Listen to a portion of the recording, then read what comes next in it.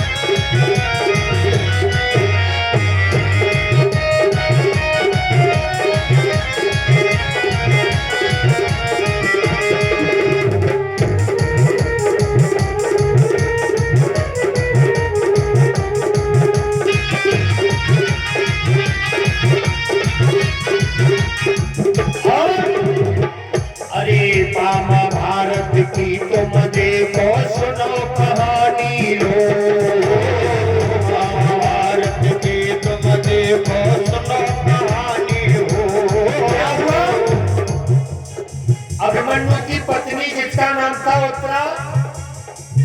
अरे चक्रव्यूह की कथा सुनाई, तब कई उत्तरा सो भैया तो कोके जियाऊ जो कोई क्या कहो, भैया तो कोके जियाऊ जो कोई क्या कहो।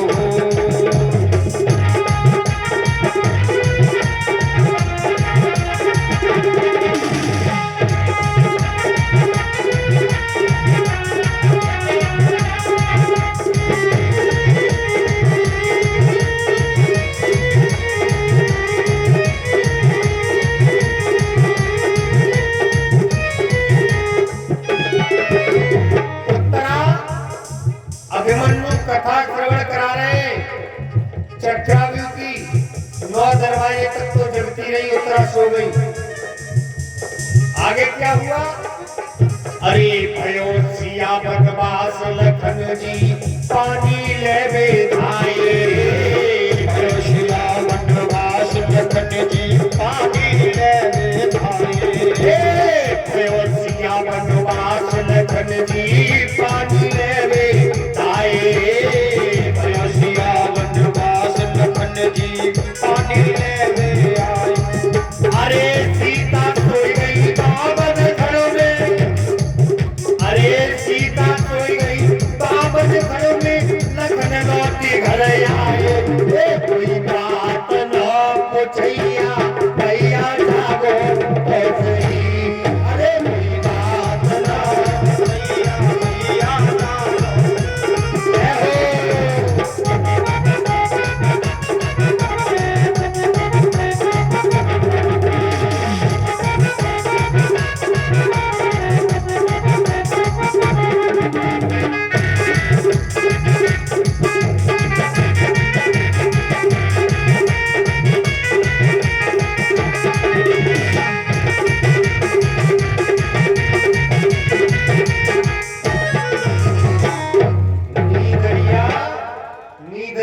को बेच देती जो कोई ग्राहक हुए। नींद ने बहुत कुछ काम बिगाड़ता है। सीता जी को वनवास हुआ, लखन जी से कहा मुझे प्यास लग रही है, पानी लेके आओ। लखनलाल पानी लेने गए, तब तक सीता सोई गई, वापस चले आए। आज जैसे ही 12 वर्ष पूर्ण हुए, व्यास जी के अगना में एक बेटे का जन्म हुआ, उसका नाम सुखदेव रखा गया। जन्म लेने के उपरांत कुछ बड़े हुए, जनेऊ धारण किए हुए हैं, केले की लंगोटी पहने हुए हैं, घर से निकल गए। व्यास जी कहने लगे बेटा रुको। श्री सुखदेव जी महाराज कहने लगे कौन हो तुम? कौन बेटा? अरे 12 साल हो गए, 12 साल बाद पुत्र का मुंह देखा है और तुम छोड़ करके चल दिए, कहां जा रहे हो? सुखदेव महाराज कहने लगे कौन किसका बेटा, कौन किसका पिता? तुम्हें ये पता है मैं तुम्हारा पिता कितनी बार बना? मैया रो करके कहने लगी बेटा मैंने बड़े दिनों से आस लगाई थी मेरा बेटा होगा, मेरे बेटा मेरे में खेलेगा। अरे मैया कौन किसकी मां? व्यास जी के ऊपर माया ने कोई प्रकोप नहीं कर पाया। माया के वैसे 3 नाम हुआ करते हैं।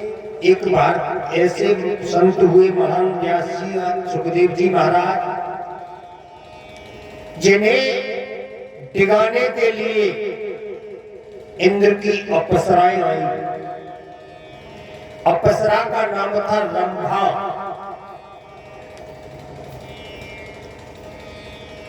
सोलह श्रृंगार बना करके इनकी तपस्या भंग करने के लिए आई, मगर अप्सरा को भी मां कहा। आज परीक्षित महाराज गंगा के किनारे पहुंचे तो देखा 88,000 ऋषियों की भीड़ लगी हुई है, कथा चल रही है, उससे कोई मतलब नहीं है।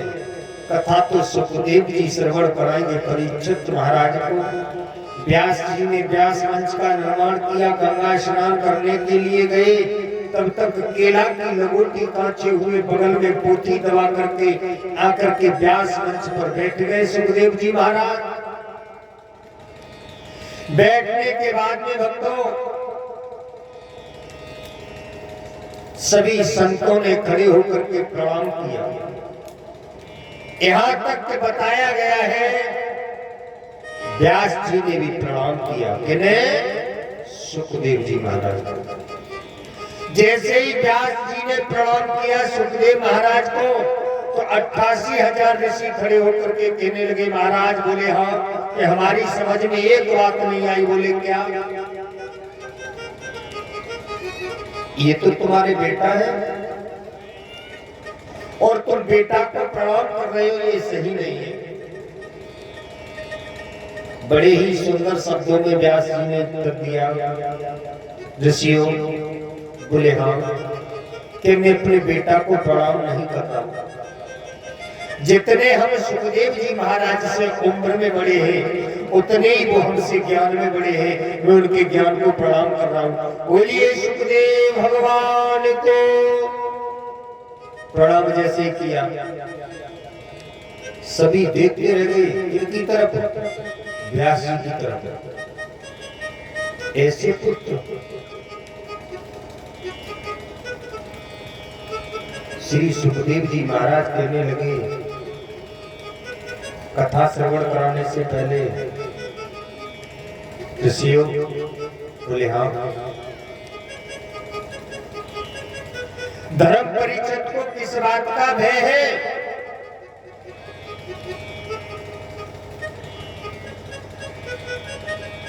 केवल काल का ही तो भय है कि मरना है? मौत का ही तो डर है। मेरे पास 2 प्रकार का व्रत है। बोले कौन सा? कौन से 2 प्रकार का? कि एक अमृत तो मेरे पास वो है कि जिसका पान करने से प्राणी का जन्म और मरण त्याग देता है, और एक अमृत मेरे पास वो है कि जिसके श्रवण मात्र से कल्याण हो जाता है। कौन सा अमृत पान करोगे? खड़े होकर के श्री सुखदेव जी महाराज से धर्म परीक्षित कहने लगे, गुरुदेव बोले हाँ, कि मुझे वो अमृत पान कराओ कि जिसके श्रवण मात्र से मेरा कल्याण हो जाए। मुझे उस अमृत पान की जरूरत नहीं है कि जिसे अमृत पान करने से मेरा जन्म और मरण छूट जाए। कहने का मतलब ये बात सुखदेव जी महाराज से देवताओं ने कही थी। क्या कही थी? कि आप इस पोथी को लेकर के श्रीमद् भागवत कथा को लेकर के कहाँ जा रहे हो, हमें भी श्रवण करा दो। तब सुखदेव जी महाराज ने कहा कि ये देवताओं के लिए दुर्लभ है। बोले क्यों? कि मैं तो इस कथा को परीक्षित महाराज को श्रवण करूंगा, उसे डर है कि उसकी मौत हो जाएगी, उसे तक्षक का श्राप लगा हुआ है जो समीप के बेटा संगी ने दिया है। देवताओं ने कहा कि हम तुम्हें अमृत देते हैं, इसके बदले अमृत को ले जाओ, परीक्षित को पिला देना, परीक्षित कभी मरेगा नहीं। सुखदेव जी महाराज कहने लगे, अगर आप इतनी बात कर रहे हो तो मैं पहले परीक्षित को पूछ लूं। जैसे परीक्षित को पूछा तो परीक्षित कहने लगे, मुझे अमृत की जरूरत नहीं है गुरुदेव। क्यों? कि मैं अमर हो जाऊंगा और मेरे सामने अगर नाती और बेटा मरते जाएंगे, ये मेरे से दुख देखा नहीं जाएगा।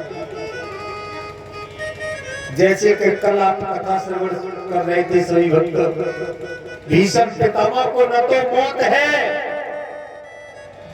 और उनके सामने उनके नाती और बेटा मारे जा रहे हैं।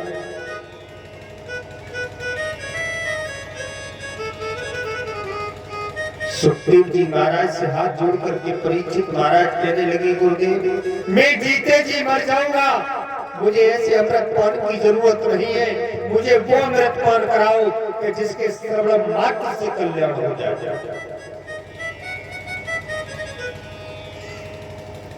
श्री सुखदेव जी महाराज को व्यास मंच पर आसीन किया। कहां पर? गंगा मैया के किनारे हरिहर क्षेत्र में शुक्रताल नामक जगह स्थान है जो मुजफ्फरनगर जिले में पड़ता है। वहां बताते आज भी